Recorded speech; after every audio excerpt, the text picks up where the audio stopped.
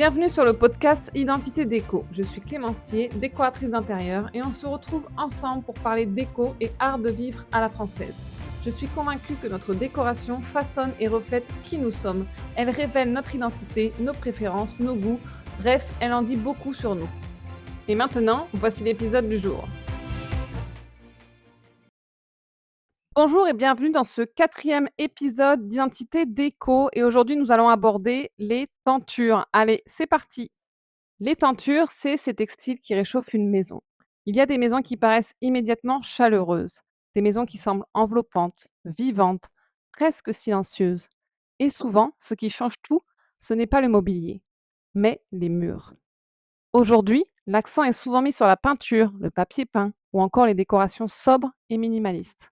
Pourtant, pendant des siècles, les murs ont été habillés autrement, avec du textile. Les tentures font partie de ces éléments décoratifs oubliés qui reviennent doucement dans nos intérieurs.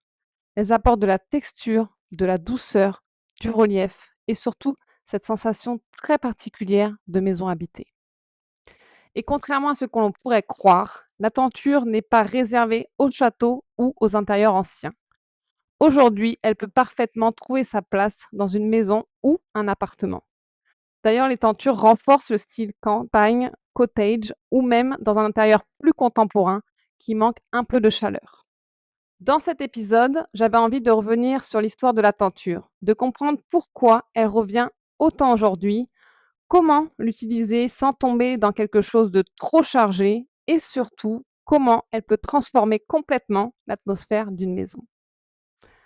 La tenture, c'est une histoire ancienne de l'art de vivre. Lorsqu'on parle de tenture, il est important de comprendre que le mot n'avait pas exactement le même sens qu'aujourd'hui.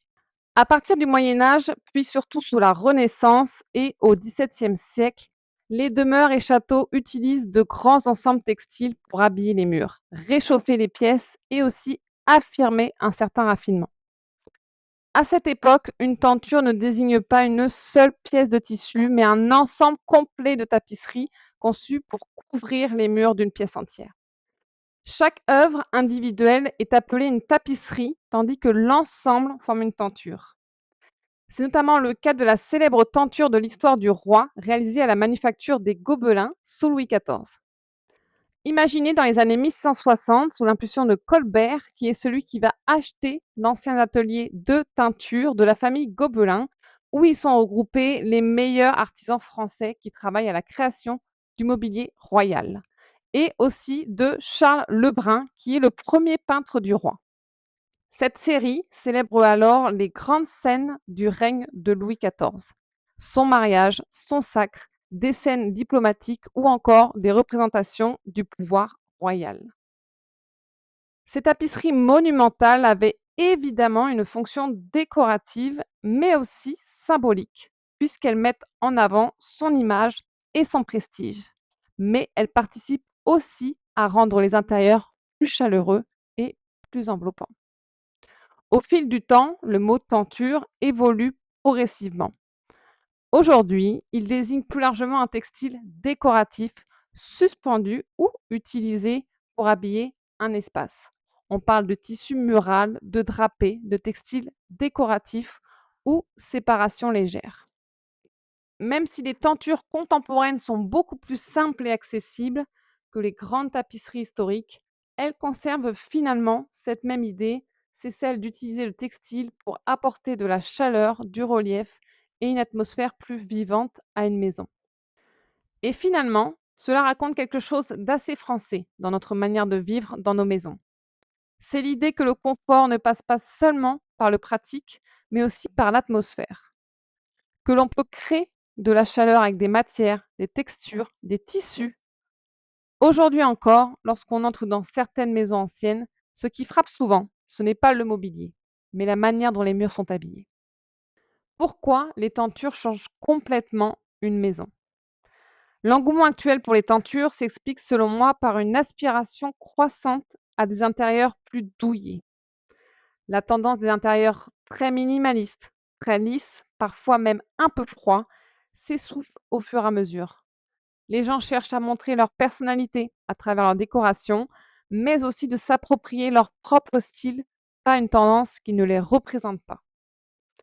On voit ainsi le retour des maisons plus vivantes, plus personnelles et même plus réconfortantes. La tenture répond parfaitement à ce besoin, d'abord parce qu'elle apporte de la texture. Le textile casse immédiatement la rigidité d'un mur, il adoucit les volumes, absorbe légèrement la lumière et donne une impression beaucoup plus feutrée. Dans un intérieur cottage ou campagne chic, cela fonctionne d'ailleurs particulièrement bien. Parce que dans ce style de décoration, l'objectif n'est pas d'avoir une maison parfaite. On cherche plutôt une maison qui semble avoir une histoire, une maison dans laquelle les objets se sont accumulés naturellement. Et la tenture participe complètement à cette envie. Elle peut habiller un grand mur vide, réchauffer une cage d'escalier, créer un coin lecture plus intime ou même remplacer une tête de lit. C'est aussi une manière très simple d'introduire des motifs sans forcément refaire toute la pièce. Des rayures anciennes, des fleurs, des imprimés végétaux ou des tissus inspirés des textiles traditionnels apportent immédiatement du charme. Et puis, il y a quelque chose d'intéressant avec les tentures, c'est qu'elles rendent une maison moins figée. Le textile, en effet, donne du mouvement. Cela insuffle à la décoration une dimension plus flexible, plus vivante et je dirais même plus émouvante. Les erreurs à éviter avec les tentures. Même si les tentures apportent énormément de charme, il y a cependant quelques erreurs qui peuvent vite donner un résultat un peu maladroit. La première erreur, c'est celle de choisir une tenture trop petite. Lorsqu'une tenture est trop petite par rapport au mur, elle peut rapidement donner un effet un peu improvisé. Il faut qu'elle ait une vraie présence. La deuxième erreur, c'est celle de choisir des matières qui manquent de texture. Dans un intérieur chaleureux, la matière, elle est essentielle. Le lin lavé, le coton épais, les tissus anciens ou légèrement patinés fonctionnent beaucoup mieux que des matières brillantes ou synthétiques. Autre point important, c'est les motifs. Dans un univers cottage ou encore campagne, les motifs anciens, floraux, végétaux ou inspirés des tissus traditionnels vont immédiatement créer une atmosphère beaucoup plus intemporelle. Les imprimés trop graphiques ou très contemporains peuvent parfois casser cette douceur que l'on recherche.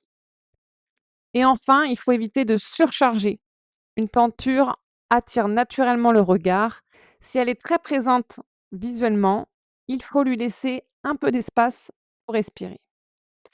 L'idée n'est pas d'avoir un intérieur théâtral, mais une maison qui semble harmonieuse et habitée naturellement.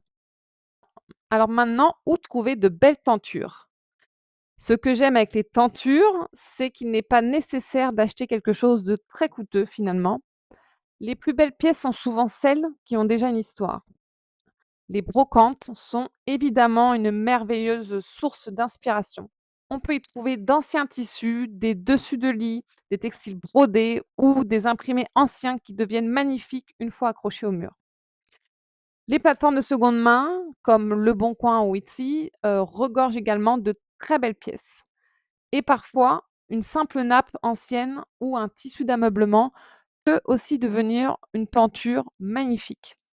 C'est aussi cela que j'aime dans cette approche de la décoration, c'est de pouvoir détourner les objets, d'imaginer d'autres usages et de créer une maison qui ne ressemble qu'à soi. Pour conclure, je pense que les tentures racontent quelque chose de très important dans notre manière actuelle d'habiter nos maisons. C'est ce besoin de ralentir, le besoin aussi d'avoir des intérieurs plus doux, plus chaleureux, plus personnels. Et finalement, une maison chaleureuse n'est pas seulement une maison que l'on regarde, c'est une maison que l'on ressent. Et parfois, il suffit simplement d'un tissu suspendu sur un mur pour transformer complètement l'ambiance d'une pièce. Alors peut-être qu'après cet épisode, vous regarderez les textiles anciens, les tissus ou les tentures d'un autre œil. Et peut-être aussi que vous aurez envie, vous aussi, d'habiller un peu plus vos murs. C'est maintenant la fin de cet épisode d'Identité Déco. Merci d'avoir écouté jusqu'au bout. Et si vous aimez ce podcast, la meilleure manière d'encourager mon travail est de me laisser 5 étoiles et un avis. Cela compte beaucoup pour moi. Vous pouvez aussi vous abonner à ce podcast ou encore aller me suivre sur mon Instagram, Maison Clémencier. Et enfin, n'hésitez pas à partager cet épisode à des proches qui aiment la décoration d'intérieur. Merci de soutenir Identité Déco et cette vision d'une déco qui a du sens. Je vous dis à très bientôt pour un nouvel épisode.